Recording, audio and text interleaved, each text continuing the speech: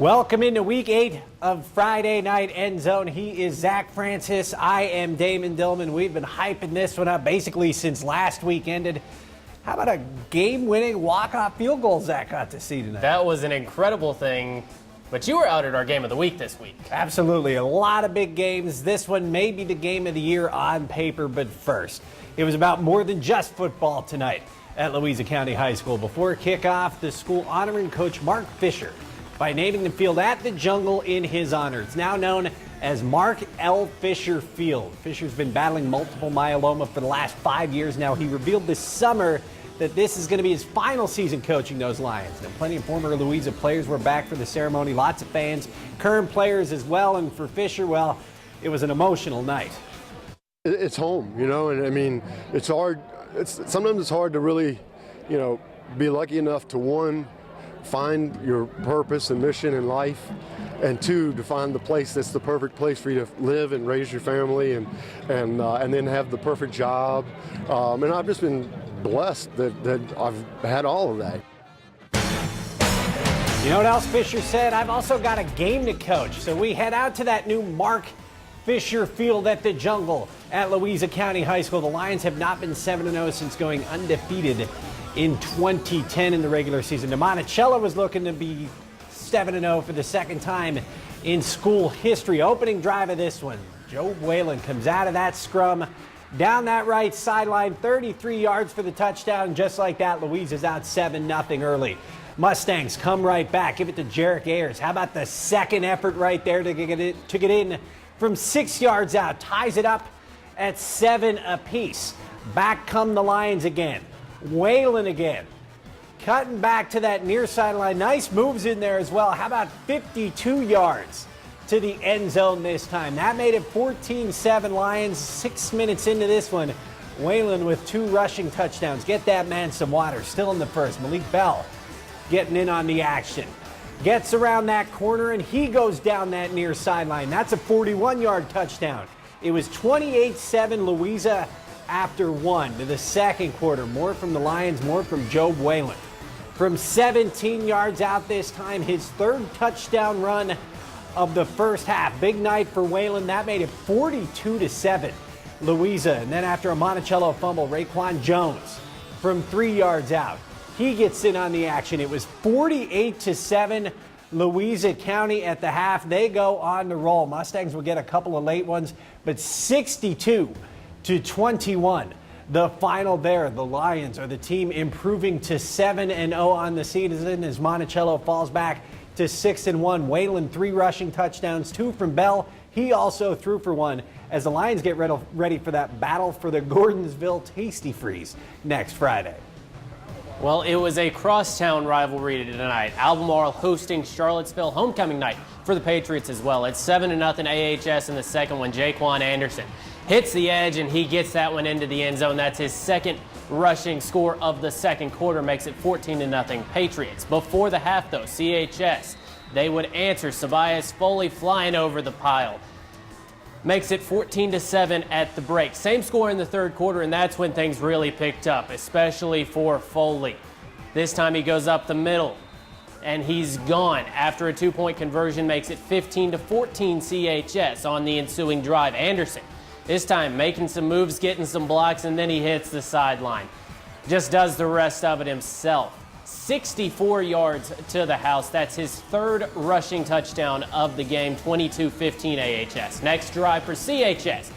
Well, it's Foley again. This time he hits the hole, and then he hits the sideline, cuts back. Then he drags a couple of Patriots into the end zone. He really wanted that 46-yard score, tied at 22. On the ensuing Patriots drive, well, you get it now. Anderson again, 68 yards to the house. That's his fourth of the game, 29-22 AHS. But the Black Knights, they would answer one more time. They flip it over to Rakeem Davis. He goes around the line for 13 yards, ties things up at 29 apiece. Final second now, same score, 12-yard field goal for the win. Youssef Al-Gabori right down the middle. The Patriots walk off 32-29 over CHS. I never thought I would come to this point where I play varsity this year and make a game-winning field goal. But I'm like really proud of my friends on the sideline who cheered me up. When I saw it go through there, all the nervous like went out of my body, and I'm like, I was so happy. Nobody wants to lose back-to-back games. So getting these 2 wins under our belt against Orange and then Charlottesville, 2 hard teams, felt really good. So us just standing together, playing as a team, just showed a lot, and we're moving forward this weekend to Fluvanna. Game 3 of the Valley League Championship. The Tom Sox in Strasburg. Sox going with Miller School grad Connor Gillespie on the mound for Game 3. Game was scoreless in the third until Jake Perry off Gillespie. The base hit into left field. That's an RBI single, in the Express get out to the early 1-0 lead in this one to the fourth. Another jam for Gillespie, but this time the strikeout to get out of the jam. He's fired up. Kept it a 1-0 ball game at that point. To the bottom of the inning with 2 out. Jack Barry at the plate. Sends that one to third. Looks like out number 3, but the throw gets away from the first baseman. That allows Kyle Battle to score. It's a 1-1 game. Bases loaded in the 5th for Battle, but he goes down swinging. Sox left the bases loaded 3 times in this game tonight.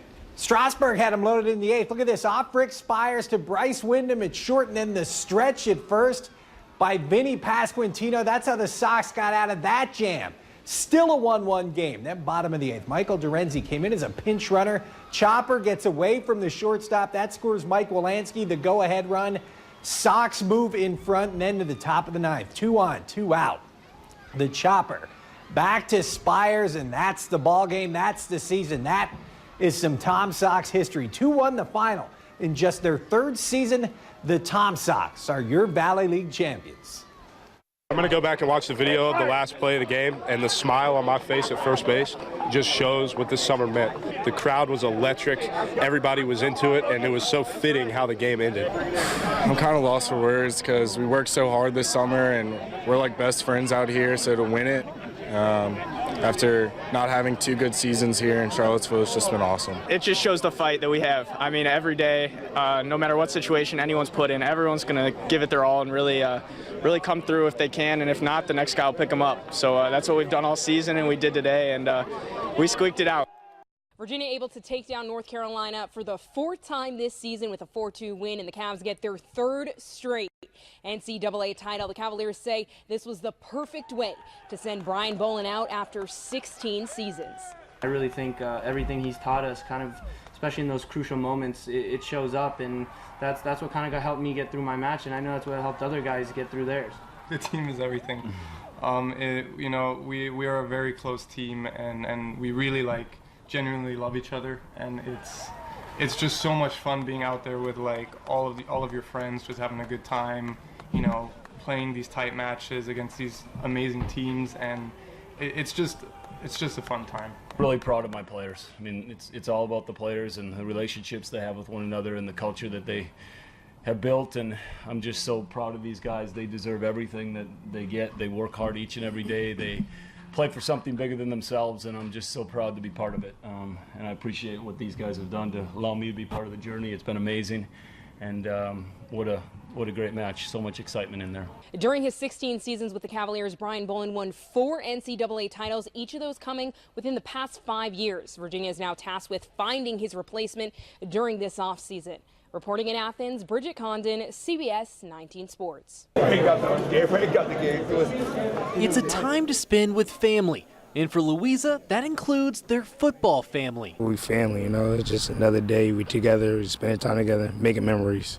This is rarefied air. You don't know, very few people get the luxury of doing this in our business. The luxury of playing football past Thanksgiving, which not only means a home-style meal, but success on the field.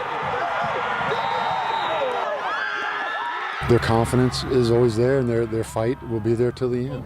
That's handling adversity right there. We got smacked in the first half, and we came back. I always have a talk with the guys, and I mean, just like they follow me, just like in instinct, and I mean, I'll go to war with any of them, and I know they got my back through any and everything that happens on and off the field. Family! Family on three. 1, 2, 3. Family. At Louisa, family goes beyond just the words on a t-shirt. It's not just words for us. I mean, it's who and what we are. And when one man's down or one man's hurting or whatever the case may be, the next guy steps up. And that includes their coach, who is stepping down after the Lions' last game this season to focus on his family and health. But his football family is making sure the season pushes on. We don't want ever to be the season be over with. We try to have much fun as we can every day. We out here. We know Coach Fisher, this is his last year, so we might try to make it the best we can. I mean, we just know that he comes out here and does anything he can for us, so we know that we'll do anything for him. And I mean, we just got to keep playing in his name and in his honor and do whatever it takes to get the win. For Coach Fisher, he'll keep taking every last moment, either on the field or in this cafeteria. I get out here, it goes away because this is obviously no place on earth I'd rather be. 1, 2, 3, 1. At Louisa, Preston Willett, CBS 19 Sports. St. Anne's Belfield cross-country coach Andy Beardsley is getting ready for another race. I'm nearing 40 marathons now that I've done. I've done Boston 3 times. But this time his preparation is a bit different. The muscle groups are a little different. It's quite a bit harder on my back and shoulders and upper body just because I'm pushing all that weight. Andy will have an extra 200 pounds with him when he crosses the finish line. It's been on my bucket list of things to do, and finally I was just like, I want to do this. So I said, why don't we just get a bike and set up and try and do a race? I didn't really want to do it right off the bat, and then I thought, well, Andy's over 50 now. If I'm going to do it, I better do it now. The chair is very comfortable. You're on your back, but it's like being in a lazy boy chair. That's Larson Klingel. He was born with cerebral palsy, but Andy's been by his side for almost his entire life. I think we met in the 5th grade, and we went all the way through high school. We're pretty close, more like brothers. He was in a wheelchair for much of his time in high school, and I would push him around school. And back in November, he pushed him across their first finish line together in the Bill Steers 4-miler. We won the 50 and over category, and since I'm in the wheelchair, I crossed the line first. So I got first and he got second, which is pretty funny. Andy says Larson's positive attitude is something that motivates him. He's always been a true inspiration for me. I mean, I've been always able to run and be strong and healthy, and he's never complained about anything in his life. Everybody has problems, and you just have to, in anything you do in life, you have to just play the hand you're dealt. There's no need to complain. That mindset led them to complete another race. Once he saw that I was serious about, let's see if we can do this and complete it and then maybe try for Boston, he was like, all right, why not? They finished the Richmond Marathon and qualified for the 2018 Boston Marathon. Boston Marathon is, in my mind, the greatest road race in the world. To do that with him, it's a lifelong dream for me. Andy's the only friend that I have that even has the ability to give me that opportunity. Every day for him is in some ways a marathon. It's given me a real different view of life, and so he's my hero, for real. In Charlottesville, Bridget Condon, CBS 19 Sports. CBS 19's Damon Dillman recently took a look at life as a UVA manager through the eyes of a local kid on the staff this season. Grant Kersey is getting to see UVA men's basketball from a new perspective this season. Growing up, playing high school, playing middle school, all that, watching basketball, coming to UVA games as a kid, and then being able to still watch games, but being able to see them practice and be as involved as I am, I wouldn't trade it for anything. Kersey graduated from Albemarle High School last spring. Now he's a first-year manager with the UVA basketball program. Just be able to be around the sport of basketball still, especially at this level, and to be around the coaches, the trainers, the players. They've all taken us under their wing, so just really cool to see behind the scenes and on the court how everything works. Kersey is one of 10 student managers on the UVA basketball staff. Their responsibilities range from setting up for practices to breaking down film. It's a role that Tony Bennett admits he has a soft spot for. I always tell our players, you want to see me lose my composure, get real angry, disrespect one of our managers, because all they do is serve. First practice of the year is 6 in the morning, and they're here at 5:30. Or, if you need somebody to stay late and you're trying to get shots up, they'll stay till you're finished. We try to treat them, like they deserve to be treated because they're a huge part of this team. They're part of the family. They're well respected. They serve an incredible, valuable role. It's a big time commitment. First practice of the year was early, but I was ready. I was excited for it. I mean, everything we do is around basketball, so seeing all aspects of the sport, it's great. The opportunity at UVA also gives managers like Kersey a chance to experience college basketball at the highest level. It's something I'll never take for granted. I know walking out, seeing the crowd, everyone ready to go for the games, and then knowing what the players put in on the days in practice, coming in, getting extra shots up, the work that they've put in, that they're ready for it. I know what it feels like for me, and it's great, and I love game days. I can only imagine what it feels like for the players. At UVA, Damon Dillman, CBS 19 Sports.